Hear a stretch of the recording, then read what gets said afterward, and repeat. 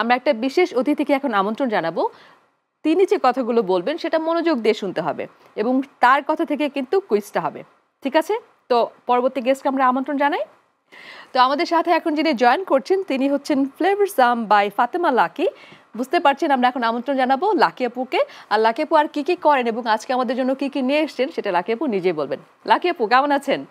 জি আলহামদুলিল্লাহ ভালো আছি। আচ্ছা, আপনি? হ্যাঁ ভালো আছি। আপনি নিজে কি করেন, আজকে কি কি নিয়ে এসেছেন, সবকিছু আমাদেরকে একটু বলেন। আমি আসলে কাজ করি মেইনলি খাবার নিয়ে বিভিন্ন রকমের খাবার নিয়ে কাজ করি। আর হচ্ছে আমার পেজের নাম হচ্ছে ফ্লেভারসাম বাই ফাতেমা লাকি। আর আমি এর সাথে ইনস্ট্রাক্টর হিসেবে কাজ করি, অনলাইন অফলাইনে ক্লাস নিচ্ছি। আর পাশাপাশি আমার একটা কাপড়ের বিজনেস আছে, ওমেন্স ক্লোথিং বিজনেস, যেখানে দুবাই থেকে আবায়া আসে এবং আমিও কিছু মেক করি, বাংলাদেশি কিছু মেক করি, আমি নিজে এগুলো ডিজাইন করি। আর সাথে ওমেন্সদের কিছু 3 পিস বিভিন্ন রকম আইটেম আছে আর কি, এই কাজ করে যাচ্ছি আর কি। আচ্ছা, তো আপনি হচ্ছে এই যে ক্লোদিং ব্র্যান্ড যেটা নিয়ে কাজ করছেন, নিজে কখনো এটা নিয়ে পড়াশোনা করেছেন বা এরকম কোনো কিছু কি আছে আপনার? আসলে ক্লোদিং ব্র্যান্ড নিয়ে পড়াশোনাটা আমার হয় নাই, বাট আমি যখন নাকি একটু বড় হয়েছি আমার অনেক ড্রেস আমি নিজে মানে ডিজাইন করে মেক করতাম।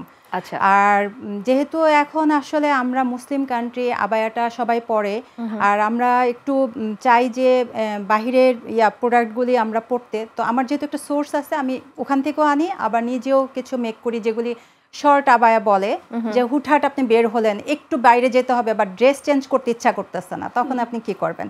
তো হট করে আমি একটা কেপ পরে আমি চলে যাই, ওগুলিকে কেপ বলে, শর্ট আবায়া বলে।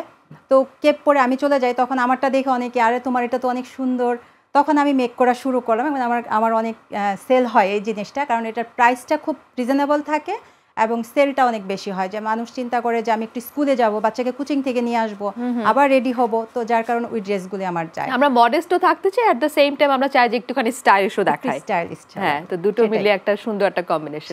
তো শুরুতে আপু দুজনের কাছে জানতে চাচ্ছিলাম যে রান্নার প্রতি ভালোবাসা সেটা করতে গেল, তো সেটা আপনার কাছেও জানতে চাই ছোট করে। রান্নার প্রতি ভালোবাসাটা যদি বলেন, আমার মায়ের কাছ থেকেই।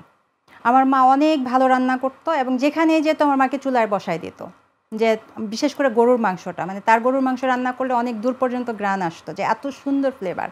আচ্ছা। এবং এখন পর্যন্ত তার গরুর মাংস খেলে যে কেউ বলবে যে না অনেক মজা হয়েছে। তো ওখান থেকে মার হয়তো বা দেখে দেখে ছোটোবেলার থেকে টুকটাক আমি এটা সেটা করতাম, বিশেষ করে আচার করতাম, আচারটা আমার খুব ভালো লাগতো। তারপরে যখন বিয়ে হলো, আমি বলবো যে খাদক ফ্যামিলিতে বিয়ে হচ্ছে, তারা খেতে খুব পছন্দ করত, যার কারণে সবাই খেতে পছন্দ করত, আর যেটাই রান্না করতাম খুব প্রশংসা করত। ওইটা থেকে ইন্সপায়ার হয়ে নিজের বাচ্চাগুলিও সেম খেতে পছন্দ করে। আমার বড় ছেলে সবসময় বলতো, মা তুমি টিভিতে গিয়ে মানে কম্পিটিশনে যাও, তুমি ফার্স্ট হবা। তো কখনোই আসলে কনজারভেটিভ ফ্যামিলি, ওখান থেকে বের হয়ে যে আমি টিভিতে আসবো ওরকম সাহসও আমার হয় নাই, যার কারণে আসা হয় নাই। আর কিন্তু এখন কিন্তু আপনি টিভিতেই আছেন। হ্যাঁ, এখন আমি টিভিতে আছি, হয়তো বা আমার ছেলে চাইছে, আর এই কারণে আমি এর আগেও এনটিভিতে আমার প্রোগ্রাম একটা গেছে।